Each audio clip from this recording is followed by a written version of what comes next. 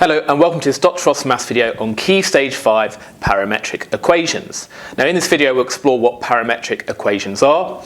We'll see how to convert between parametric equations and Cartesian form. We'll see how to sketch a curve given parametric equations. We'll explore domain and range of parametric equations and we'll do some problem solving and modelling involving parametric equations. Now what are parametric equations? Now it's worth firstly talking about Cartesian equations. And a Cartesian equation is just when we have a single equation involving x and y. For example, we might have x plus 2y is equal to 5. That would be a Cartesian equation. Or we could have y equals x squared plus 3x, that would be a quadratic equation. That's an example of a Cartesian equation because it's a single equation relating x and y. And you might have a third variable like z, for example. But the difference with parametric equations is that you introduce an extra variable known as a parameter. And then each of x and y are an expression in terms of that parameter. So for example, I could have x is equal to t squared and y is equal to 2t. So in this particular case, that t there is the parameter, and then we have a separate equation for each of x and y in terms of that t.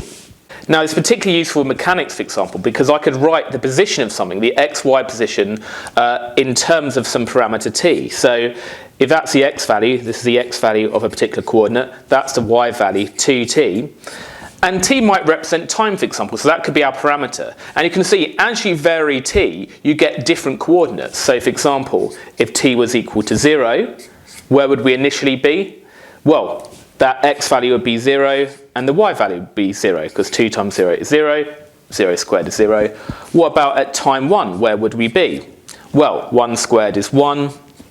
And 2 times 1 is 2. So it's quite helpful to be able to define x and y in terms of some other parameter. And then as that parameter varies, as the t varies, we get different x and y values. Now sometimes we need to convert between these two different forms. So you might want to convert from two parametric equations into a single Cartesian equation. And that's what we're going to do with these first questions here. So we've got x equals t and y equals t squared. And we need to turn this into a single equation just involving x and y. So we can see that we somehow need to get rid of that t. And the easiest way is just using substitution. If we make t the subject here, so if we say that t was equal to x over 2, then I can substitute that t, this x over 2, into the other expression. So I get y is equal to t, which we said was x over 2 squared. And now you can see, look, we've got a single equation just relating x and y, and we don't have our parameter t anymore. If we were to expand that out, we'd get x squared over 4. What about b? We've got x equals ln of t plus 3 and y equals 1 over t plus 5. So again, we should make t the subject of one of these two equations. It doesn't matter which one. I'm going to make t the subject of this equation. So I want to get rid of that ln. So I'm going to do e to the power of each side. So I get e to the x here, and e to the power of this gets rid of the ln, leaving just t plus 3. And then if we just subtract 3, we get e to the x minus 3. And now that allows us to substitute it into this equation here. So we've got y is equal to 1 over t, which is e to the x minus 3, plus the 5. And if we just simplify that a bit, we get 1 over e to the x plus 2. What about the next one? We got x equals cos t and y is equal to sine t. Now this time it's not particularly helpful to try and make t the subject, because if we made t the subject, we could have t's inverse cos of x and then substitute that into there, but then we end up with y equals sine of inverse cos of x, which is not a particularly pretty expression. And the way you do these trigonometric ones is to use a trigonometric identity. So do we know an identity involving sine t and cos t? Yes, we do. We know that sine squared of t plus cos squared of t is equal to 1. And then if we just substitute these things in, sine of t is equal to y, So we get y squared here, and cos of t is equal to x, so we get x squared here equals 1, and there we go. We got a single Cartesian equation just involving x and y, and you might be able to spot that that's the equation of a circle centered at the origin with radius 1. So we can see, actually, the equation of a circle, we can use trig functions to define the circle using parametric equations. Now for d, x is equal to sine t plus 2, y is equal to cos t minus 5. Again, we can just use the identity sine squared t plus cos squared t is equal to 1. So we need to make sine t the subject. So sine of t is x minus 2. So we've got x minus 2 squared because it's sine t squared. So we've got x minus 2 squared plus, now cos t is equal to y plus 5, so cos squared t is y plus 5 all squared, and that's equal to 1. So we can see this is again the equation of a circle with centered 2 minus 5 and radius 1. And then what about e? If we've got x is equal to root 3 sine 2t and y is equal to 4 cos squared t. Now this is a bit harder because we've got a mixture of angles here, 2t and t. So our instinct should be, when you have that mixture, is to use a double angle formula. So you may be able to remember that sine of 2t is 2 sine t cos t. So we end up with 2 root 3 sine t cos t. And we still got that y is equal to 4 cos squared t. And we need to somehow combine these. Now there's multiple ways of doing this, but the way I would do it is this. Because we've got this cos squared t here, and these are not squared, it might be helpful to square both sides of the equation here, because we can then use this identity more easily where the sine and cos are both squared. So if we square both sides, we get x squared is 4 times 3, which is 12, sine squared t, cos squared t. Now we know that cos squared t is equal to y over 4, so we can instantly substitute that cos squared t there for y over 4 to get rid of that t. But how do we get rid of that sine squared? Well, we know that we can write sine squared as 1 minus cos squared t because of this identity here. And that allows us to substitute everything in now. So we've got x squared is equal to 12, 1 minus cos squared t is y over 4.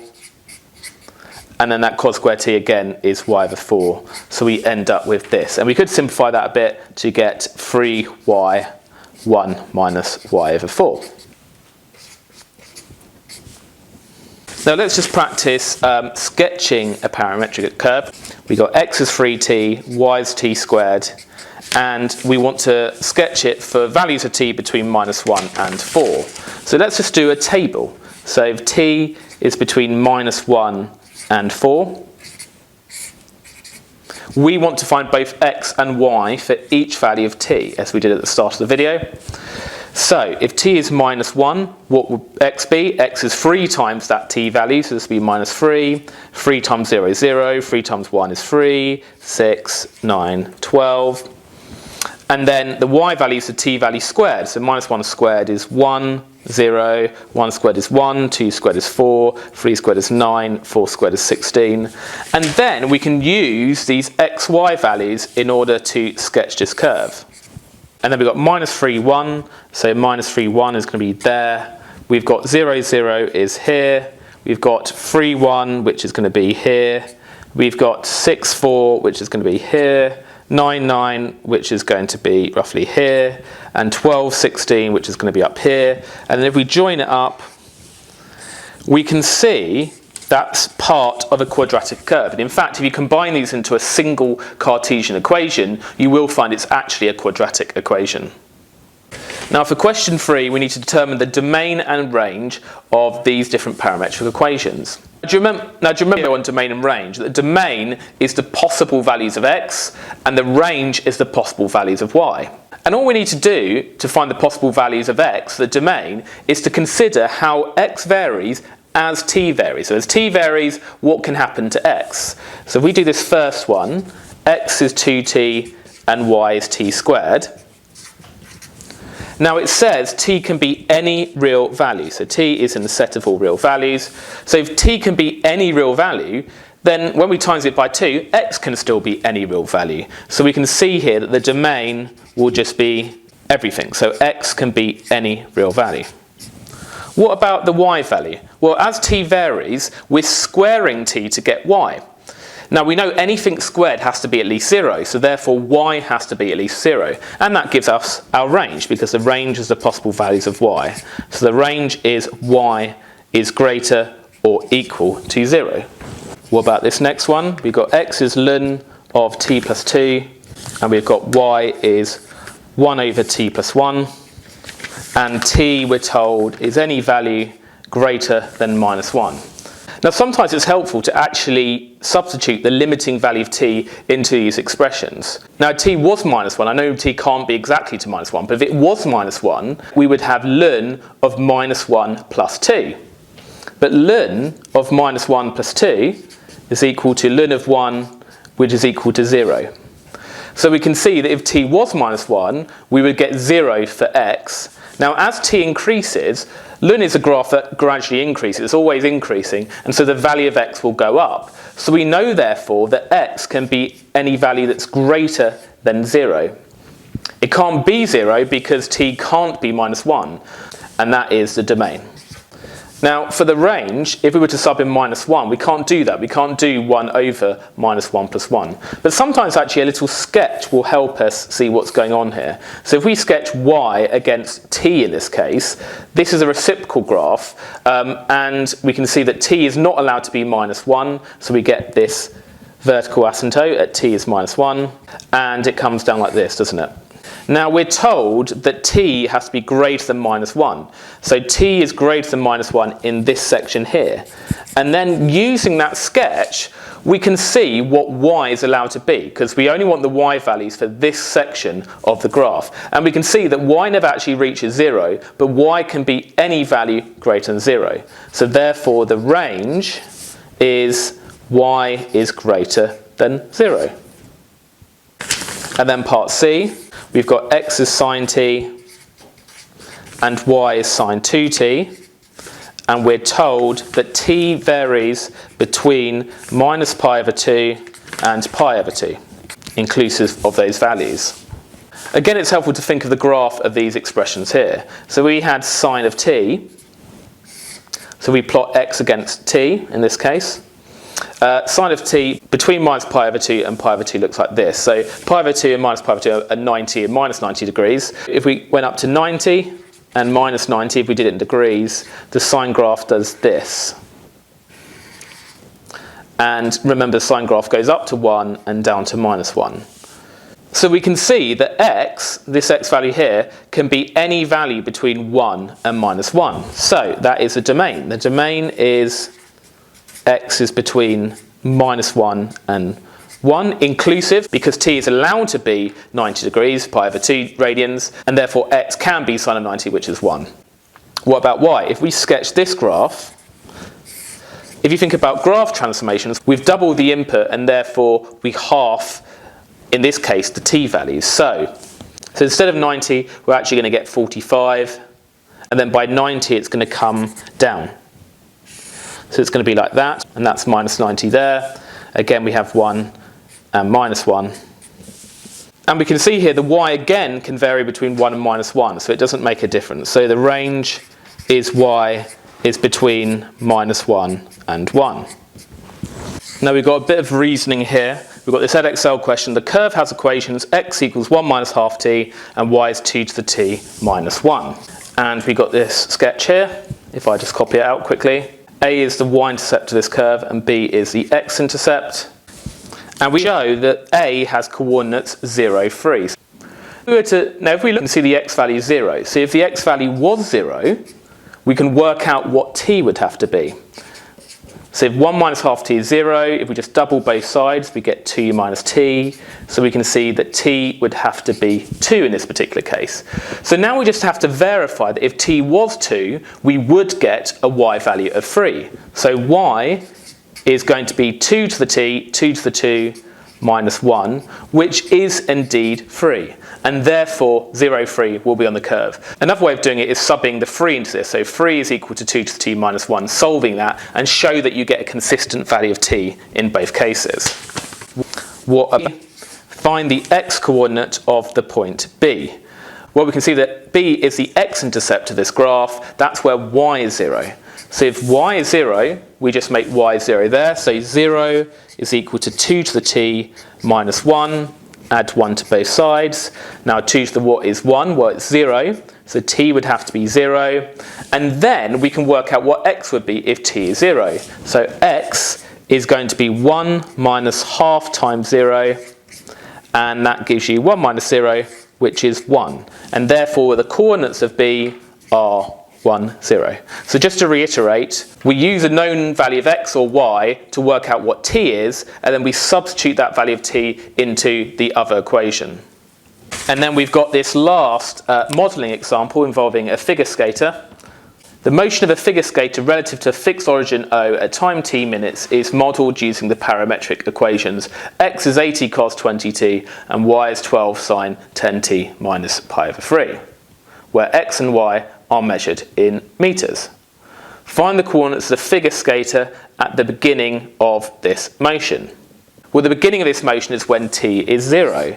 So if we make t equal to 0, then when we sub t is 0 into these equations, we get x is 8 cos of 0, which is just 8, and y is equal to 12 sine of 0 minus pi over 3. And if you do that on a calculator, you get minus 6 root 3. So therefore, the initial coordinate of the skater is 8 minus 6 root 3.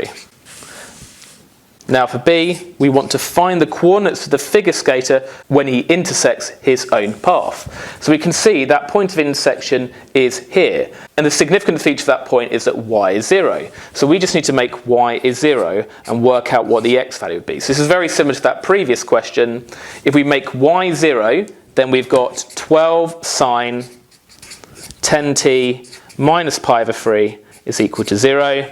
And then we just need to solve that equation. So if we divide both sides by 12, we get this. Then inverse sine of 0 is just 0. So we could say that 10t minus pi over 3 is 0. Times both sides by 3, we get 30t minus pi is equal to 0. Add pi and divide by 30. So t is equal to pi over 30. And then, now we know what t is, we can sub that back into x. So x will be 8 cos of 20 times that, so 20 times pi over 30.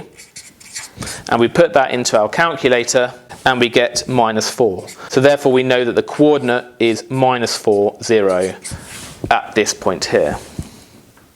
Now we need to find out where the skater crosses the y-axis for C. So that's when x is equal to 0.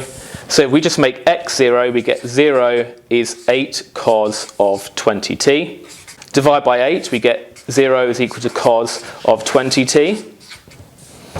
And now it looks like there's different points where it crosses the y-axis. So I think we're going to have to get multiple solutions for t to find the different values of y.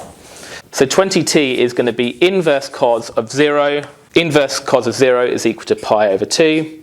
But we're going to need more solutions than that. In fact, we're going to need 4 solutions. So let's write some more. Remember, to get extra solutions for cos, we can subtract from 360, in this case 2 pi. So we're also going to get 3 pi over 2. And then we can always add 2 pi to each of these. So we get 5 pi over 2. And we also get 7 pi over 2. And then we can divide each of these by 20. So we get t is equal to pi over 40. T is equal to 3 pi over 40. 5 pi over 40. And 7 pi over 40. And then we plug each of those values of t into y in order to find out these y-intercepts. So y is equal to 12 sine 10t minus pi over 3. So if you do that for each of these values, t is equal to pi over 40, that gives us a y value of minus 3.11. If we sub in t is equal to 3 pi over 40, that gives us a y value of, if I just sub it into my calculator again, 11.59. And if I sub in t is 5 pi over 40, I get a y value of 3.11, and that makes sense because you can see it's symmetrical. If you've got minus 3.11, you're also going to get 3.11 as well. And then finally, if t is 7 pi over 40, we can probably guess we're going to get y is equal to minus 11.59 by symmetry. And then finally, how long will it take the figure skater to complete one figure of 8 motion? So how long will it take to do one loop of this path? That's one loop. Well, we can see how often x and y repeat. Now we know that sine and cos repeat every 2 pi radians. So if we set that 20t equal to 2 pi, that means that each time 20t increases by 2 pi, that's going to do one full oscillation. So that will mean that t is equal to pi over 10. So x repeats every 10th pi radians. What about y? Now we don't care about this minus pi over 3 here because that just shifts the graph left and right. But when 10t increases by 2 pi, it would have done one extra oscillation. So if we make 10t is equal to 2 pi, that means it repeats every pi over 5. So the x value repeats every pi over 10, the y value repeats every pi over 5. But overall, if we combine these, if we think about the lowest common multiple, it repeats every pi over 5. So it repeats every pi over 5. And t is measured in minutes, so if we actually do pi divided by 5, we can see that it's equal to 0.628 minutes.